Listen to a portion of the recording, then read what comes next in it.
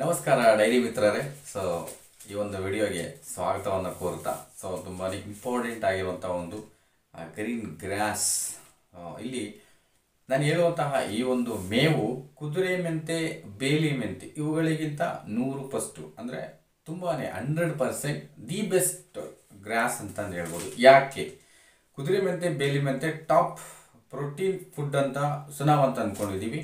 So ಅದಕ್ಕಿಂತ best ಆಗಿರುವಂತಹ protein food ನಾನೀಗ ಹೇಳ್ತಕ್ಕಂತಹ ಒಂದು ಪ್ರೋಟೀನ್ ಫುಡ್ಡು. ಸೊ ಇದಕ್ಕೆ ಯಾಕೆ ಅದಕ್ಕೆ ಬೆಸ್ಟ್ ಅಂತ ಹೇಳ್ತೀನಿ ಅಂತಂದರೆ ಅದರ ಒಂದು ಲಕ್ಷಣಗಳು, ಸೊ ಅದನ್ನು ಬೆಳೆಯುವಂತಹ ವಿಧಾನ, ಸೊ ರಾಸುಗಳಿಗೆ ಅದರಿಂದ ಸಿಗುವಂತಹ ಅನುಕೂಲಗಳು. ಸೊ ಇವೆಲ್ಲವನ್ನು ಪರಿಗಣಿಸಿದಾಗ ಕುದುರೆ ಮೆಂತೆ, ಬೇಲಿ ಮೆಂತೆಗಿಂತ ದಿ ಬೆಸ್ಟ್ ಅಂತ ಹೇಳ್ಬಿಟ್ಟು ನಾವು ಈ ಒಂದು ಮೇವನ್ನು ನಾವು ಕನ್ಸಿಡರ್ ಮಾಡಬಹುದು. ಸೊ ನೀವು ಸಹ ಕನ್ಸಿಡರ್ ಮಾಡ್ತೀರಾ. ಸೊ ಅಂತಹ ಒಂದು ಮೇವಿನ ಜಾತಿಯ ಒಂದು ವಿಶಿಷ್ಟ ಲಕ್ಷಣಗಳು ಮತ್ತು ಹೇಗೆ ಬೆಳಿಬೇಕು, ಸೊ ಬೆಳೆಯೋದ್ರಿಂದ ಯಾವ ರೀತಿ ಲಾಭ ಉಂಟಾಗುತ್ತೆ, ಸೊ ಇದೆಲ್ಲವನ್ನು ಸಹ ಸಂಪೂರ್ಣವಾಗಿ ಈ ವಿಡಿಯೋದಲ್ಲಿ ಹೇಳ್ತಾ ಹೋಗ್ತೀನಿ. ಸೊ ಯಾರೆಲ್ಲ ನಮ್ಮ ಒಂದು ವಿಡಿಯೋಗಳು ಹೊಸದಾಗಿ ವಾಚ್ ಮಾಡ್ತಾ ಇದ್ರೆ ಖಂಡಿತ ಸಬ್ಸ್ಕ್ರೈಬ್ ಮಾಡ್ಕೊಳ್ಳಿ. ಸೊ ಹಾಗೇನೆ ಇನ್ನೊಂದು ಇನ್ಫಾರ್ಮೇಶನ್ ನಿಮ್ಗೇನು ಅಂತ ಅಂದರೆ, ಸೊ ಈಗ ಆಲ್ರೆಡಿ ಸಬ್ಸ್ಕ್ರೈಬ್ ಮಾಡಿರುವಂತಹ ಜನರು ನೋಡೋದಕ್ಕಿಂತ ಅನ್ಸಬ್ಸ್ಕ್ರೈಬ್ ಅಂದರೆ ಸಬ್ಸ್ಕ್ರೈಬ್ ಆಗದಲ್ಲೇ ವಿಡಿಯೋನ ವಾಚ್ ಮಾಡ್ತಾ ಇರ್ತಾರಲ್ಲ, ಸೊ ಖಂಡಿತ ಸಬ್ಸ್ಕ್ರೈಬ್ ಮಾಡ್ಕೊಳ್ಳಿ.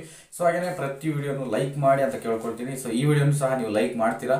ಸೊ ಮ್ಯಾಟರ್ ಇಂಪಾರ್ಟೆಂಟ್, ತುಂಬಾ ಚೆನ್ನಾಗಿದೆ. ಸೊ ಅದಕ್ಕೋಸ್ಕರ ನೀವು ಖಂಡಿತ ವಿಡಿಯೋಗಳನ್ನು ಲೈಕ್ ಮಾಡಿ. ನೀವು ನಿಮ್ಮ ಕಡೆಯಿಂದ ನಾನು ಏನಾದರೂ ನಿಮ್ಮ ಕಡೆಯಿಂದ ಏನಾದರೂ ನಾನು ನಿರೀಕ್ಷಿಸ್ತೀನಿ ಅಂತಂದರೆ ಅದೊಂದು ಲೈಕ್ ನಿರೀಕ್ಷಿಸ್ತೀನಿ. ಸೊ ಬೇರೆ ಏನು ನಿರೀಕ್ಷಿಸೋದಿಲ್ಲ. ಸೊ ಪ್ಲೀಸ್ ಎಲ್ಲರೂ ವಿಡಿಯೋಗಳನ್ನು ಲೈಕ್ ಮಾಡಿ, ಸಪೋರ್ಟ್ ಮಾಡಿ. ಓಕೆ, ವಿಡಿಯೋನ ಸ್ಟಾರ್ಟ್ ಮಾಡೋಣ, ತುಂಬ ಲೇಟ್ ಮಾಡೋದು ಬೇಡ.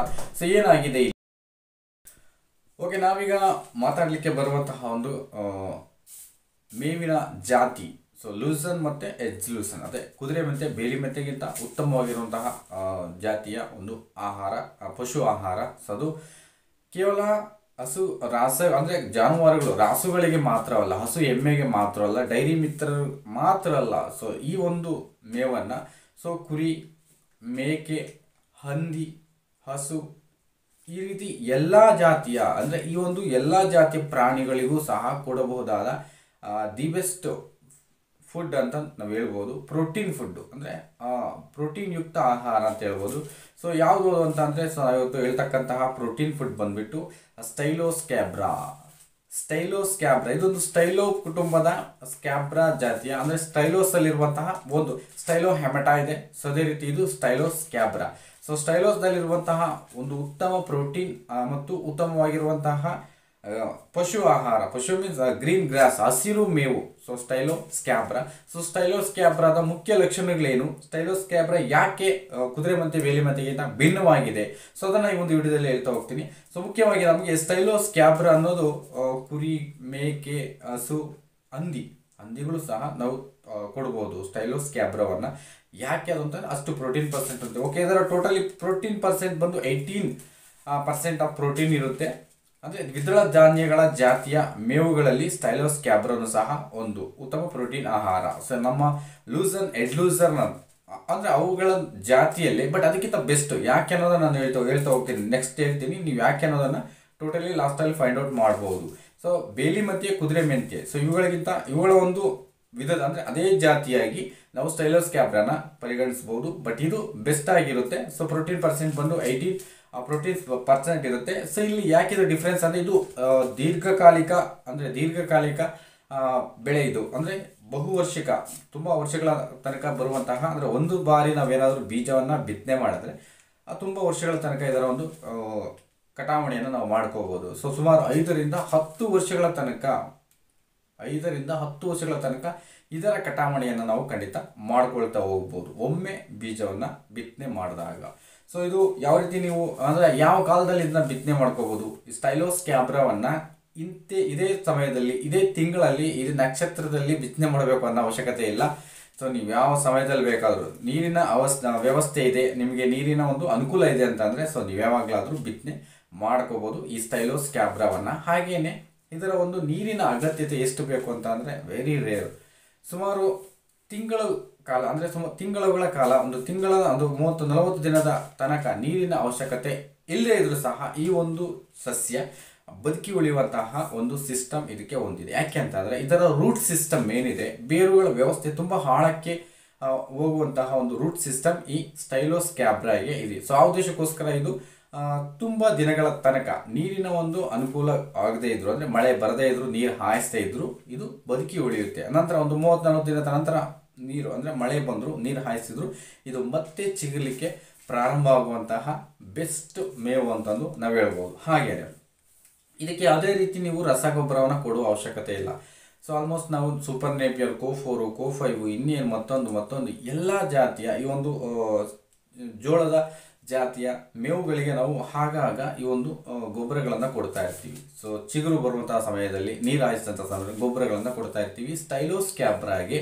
ಸೊ ನೀವು ವರ್ಷಕ್ಕೆ ಒಮ್ಮೆ ಬಿತ್ತನೆ ಮಾಡಿದ ನಂತರ ಮತ್ತು ವರ್ಷಕ್ಕೆ ಒಮ್ಮೆ ನೀವು ಕೊಟ್ಟಿಗೆ ಗೊಬ್ಬರವನ್ನು ಸ್ವಲ್ಪ ಕೊಟ್ಟರೆ, ಸೊ ರಾಸಾಯನಿಕ ಗೊಬ್ಬರ ನೀವು ಇದಕ್ಕೆ ಬೇಡವೇ ಬೇಡ, ಅದರ ಅವಶ್ಯಕತೆ ಅದಕ್ಕೆ ಇಲ್ಲೂ ಇಲ್ಲ. ಸೊ ಕನಿಷ್ಠ ಇದು 4ರಿಂದ 5 ಅಡಿಗಳ ತನಕ ಬೆಳೆಯುವಂತಹ ಪ್ರೋಟೀನ್ ಫುಡ್ಡು ಇದಾಗಿರುತ್ತೆ, ಹಸಿರು ಮೇವು ಇದಾಗಿರುತ್ತೆ ಈ ಒಂದು ಸ್ಟೈಲೋಸ್ಕ್ಯಾಬ್ರಾ. ಸೊ ಸುಮಾರು 18% ಇರುತ್ತೆ ಇದರ ಪ್ರೋಟೀನ್ ಪರ್ಸೆಂಟ್ ಅಂತ ಹೇಳಿದ್ದೀವಿ, ಬೆಸ್ಟ್ ಆಗಿರುತ್ತೆ. ಸೊ ಇದನ್ನು ರಾಸುಗಳಿಗೆ ಎಷ್ಟು ಪರ್ಸೆಂಟಲ್ಲಿ ಕೊಡ್ಬೋದು ಅಂದರೆ, ಈಗ ಪ್ರೋಟೀನ್ ಪರ್ಸೆಂಟ್ ನೀವು ಒಂದು 40 to 45% ಆಫ್ ಪ್ರೋಟೀನ್ ಫುಡ್ಡನ್ನು ಕೊಡ್ಬೋದು. ರಿಮೈನಿಂಗ್ ನೀವು ಕಾರ್ಬೋಹೈಡ್ರೇಟ್ಸ್ ಆಗ್ಬೋದು, ಏನಿರುತ್ತೆ ಅದನ್ನು ನೀವು ಕೊಡ್ಬೋದು. ಈ ಒಂದು ಸ್ಟೈಲೋಸ್ಕ್ಯಾಬ್ರಾವನ್ನು ಒಂದು 40ರಿಂದ 45% ಪ್ರೋಟೀನ್ ಆಹಾರ ನಮ್ಮ ಒಂದು ಡೈರಿ ಫಾರ್ಮ್ ರಾಸುಗಳಿಗೆ ಕೊಡ್ಬೋದು. ಸೊ ಒಂದು 70 to 75% ಕುರಿ ಮೇಕೆ ರಾಸುಗಳಿಗೆ ನೀವು ಇದನ್ನು ಕೊಡ್ಬೋದು ಆಹಾರವಾಗಿ. ಇಲ್ಲಿ ಹಾಲಿನ ಉತ್ಪತ್ತಿ ಮತ್ತು ಮಾಂಸದ ಉತ್ಪತ್ತಿ ತುಂಬ ಶೀಘ್ರವಾಗಿ ಆಗುತ್ತೆ. ಯಾಕೆಂದರೆ ಈ ಒಂದು ಜಾತಿಯ ಮೇವುಗಳಲ್ಲಿ ಪ್ರೋಟೀನ್ ಪರ್ಸೆಂಟ್ ಅಧಿಕವಾಗಿರುತ್ತೆ. ನೀವು ಡೈರಿ ಫಾರ್ಮರ್ಸ್ ಆಗಿದ್ದರೆ ನಿಮ್ಮ ಹಾಲಿನ ಉತ್ಪಾದನೆಗೆ ಇದು ತೀರಾ ಸಹಕಾರವಾಗುತ್ತೆ.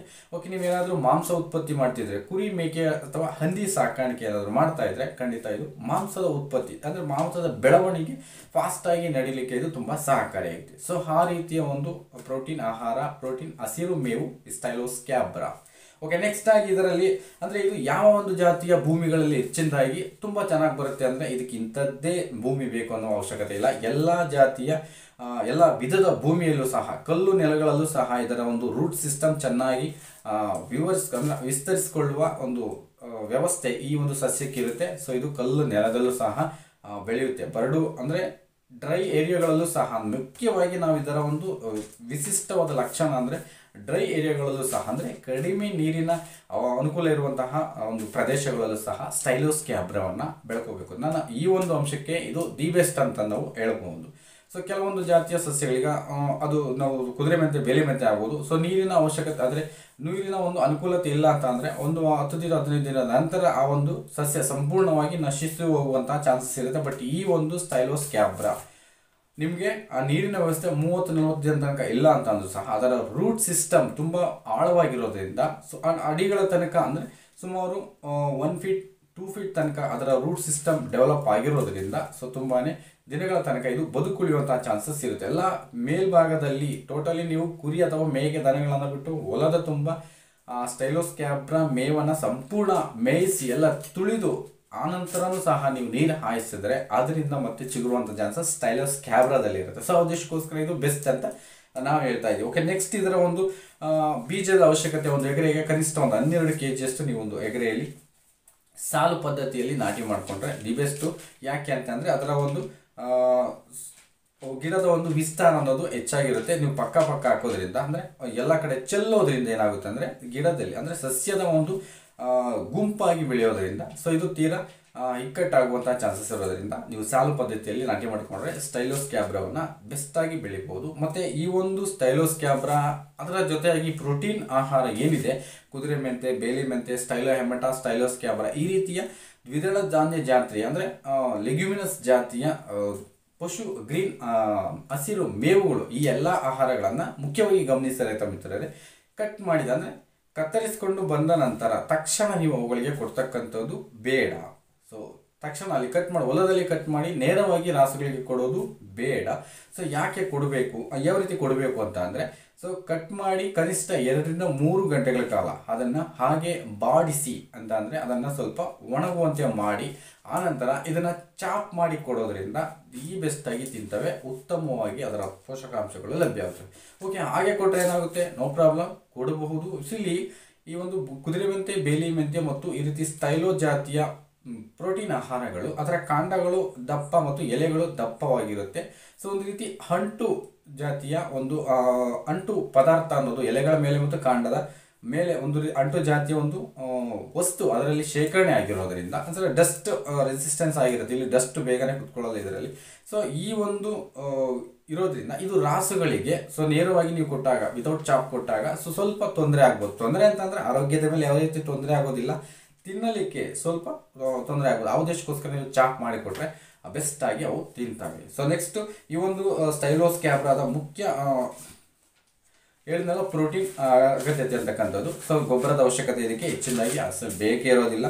ಸೊ ನೀವು ಕೊಡಬೇಕಾದಂತಹ ಒಂದು ಇದನ್ನು ಹೇಳಿದ್ದೀನಿ, ಅವ್ರಿಗೆ 3 ಗಂಟೆ ನಂತರ ಕೊಟ್ಟರೆ ಬೆಸ್ಟ್ ಆಗಿರುತ್ತೆ. ಸೊ ಈ ಎಲ್ಲ ಟೋಟಲ್ ಓವರಾಲ್ ಇಷ್ಟು ಅಂಶಗಳನ್ನು ನೀವು ಪರಿಗಣಿಸಿದಾಗ ಕುದುರೆ ಮೆಂತೆ ಮತ್ತು ಬೇಲಿ ಮೆಂತೆಗಿಂತ ದಿ ಬೆಸ್ಟ್ ಅಂತ ಹೇಳಲಿಕ್ಕೆ ಖಂಡಿತ ಸಾಧ್ಯವಾಗುತ್ತೆ. ಸೊ ಅದರಲ್ಲಂತೂ 2 ಮಾತಿಲ್ಲ. ಸೊ ಬೆಸ್ಟಾಗಿ ಹೇಳ್ಬೋದು. ಇದು ಎಂತಹ ಭೂಮಿಗಾದರೂ ಹೊಂದ್ಕೊಳ್ಳುತ್ತೆ, ರಸಗೊಬ್ಬರದ ಅವಶ್ಯಕತೆ ಇಲ್ಲ, ಮತ್ತು ಇದು ಕಲ್ಲು ನೆಲಕ್ಕೂ ಸಹ ಹೊಂದ್ಕೊಳ್ಳುತ್ತೆ, ನೀರಾವರಿ ನೆಲಕ್ಕೂ ಸಹ ಹೊಂದ್ಕೊಳ್ಳುತ್ತೆ. ಬೆಸ್ಟಾಗಿದೆ ಅವ್ರಿಗೆ ಆಗುತ್ತೆ ಈ ಒಂದು ಪ್ರೋಟೀನ್ ಆಹಾರ. ಸೊ ನಮಗೆ ಕುದುರೆ ಮೆಂತೆ ಬೇಲಿ ಮೆಂತೆ ಬೆಳೆಯಲಿಕ್ಕೆ ಆಗಲ್ಲ. ಸೊ ನೀರಿನ ಅವಶ್ಯಕತೆ ಕಡಿಮೆ ಇದೆ, ತೀರಾ ಸ್ವಲ್ಪ ಪ್ರಮಾಣದ ನೀರಿನ ಅವಶ್ಯಕತೆ ಇರೋರು ಸಹ ಈ ಸ್ಟೈಲೋಸ್ ಕ್ಯಾಬ್ರಾವನ್ನು ಸೊ ಬೆಳ್ಕೊಂಡು ಉತ್ತಮ ರೀತಿಯಲ್ಲಿ ಪಶು ಆಹಾರವಾಗಿ ಮಾರ್ಪಡಿಸ್ಕೋಬಹುದು. ಅದು ಮಾಂಸ ಉತ್ಪತ್ತಿದಾರರಾದರೂ ಆಗ್ಬೋದು, ಹಾಲಿನ ಉತ್ಪತ್ತಿದಾರರಾದರೂ ಆಗ್ಬೋದು. ಸೊ ಇಷ್ಟನ್ನು ಬೆಳ್ಕೊಂಡು ನಿಮ್ಮ ಒಂದು ಹೆಚ್ಚಿಸ್ಕೊಳ್ಳಿ ಅಂತ ಹೇಳ್ತಾ ನಾನು ನಿಮ್ಮ ಅಶೋಕ್. ನಮಸ್ಕಾರ.